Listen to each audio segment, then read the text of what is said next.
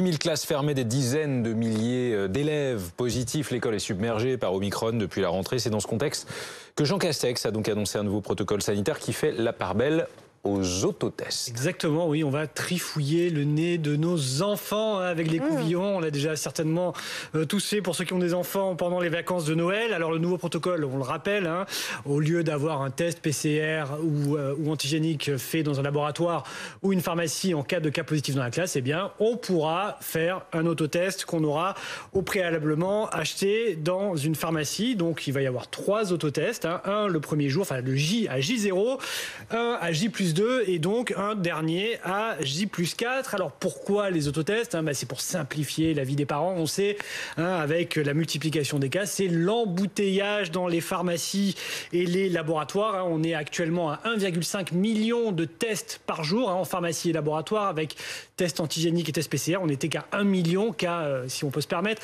en décembre. Donc on a fortement accru le nombre de tests. On n'a plus de place. C'est pour cela que le Premier ministre a annoncé hier soir plus d'autotests. Il a livraison de 11 millions d'autotests d'ici la fin de la semaine dans les pharmacies. Les familles, on le rappelle, auront droit à 3 autotests gratuits par enfant cas contact. Alors, est-ce qu'on en aura suffisamment ? 11 millions, ça paraît beaucoup, mais on a fait le petit calcul et ça va être assez difficile. Actuellement, il faut savoir qu'il y a à peu près 90 000 cas positifs de jeunes de 0 à 20 ans. Alors, ils ne sont pas tous à l'école, pas tous scolarisés, mais si, admettons, 80% sont scolarisés, ça fait 60 000 cas par jour à l'école, ce qui est énorme. Eh bien, les 25 autres élèves de la classe devront se faire tester, c'est-à-dire qu'on aurait besoin de 1,5 million d'autotests par jour. Et sur la semaine, ça fait 10,5 millions. Vous voyez, 10,5 millions, 11 millions, c'est à peu près équivalent. Alors ça couvrirait cette demande-là pour l'école, mais les autotests ne sont pas achetés que par les élèves. Nous-mêmes allons en pharmacie pour acheter des autotests. Donc de nombreuses pharmacies sont actuellement en rupture. Elles sont livrées, mais voilà, il y a encore plein d'officines qui n'en ont pas. Est-ce que les usines françaises peuvent produire davantage d'autotests ? C'est ce que leur demande le gouvernement, c'est ce qu'elles essaient de faire et c'est ce qu'elles font d'ailleurs. Il y a 4 usines en France, 4 entreprises qui produisent des autotests. Il y a Biospidia, une société qui s'appelle AAZ qui est en région parisienne, NG Biotech en Bretagne et une 4e, Biocinex qui est en Alsace.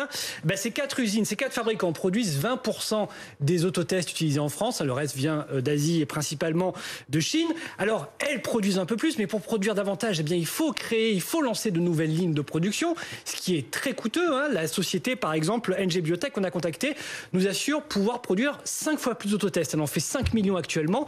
Elle pourrait passer à 25 millions, mais pour ça, elle a besoin de quoi ? D'un coup de pouce de l'État, de la commande publique. Parce que si dans un an, c'est ce qu'ils nous expliquent, on se retrouve avec la fin de l'épidémie, ils auront des millions d'autotests sur les bras qu'ils ne pourront plus écouler. Donc voilà, elles appellent le gouvernement à faire passer de la commande publique pour pouvoir investir et donc créer ces nouvelles lignes de production qui pourraient créer beaucoup d'emplois. 1000 salariés pour la seule société NG Biotech.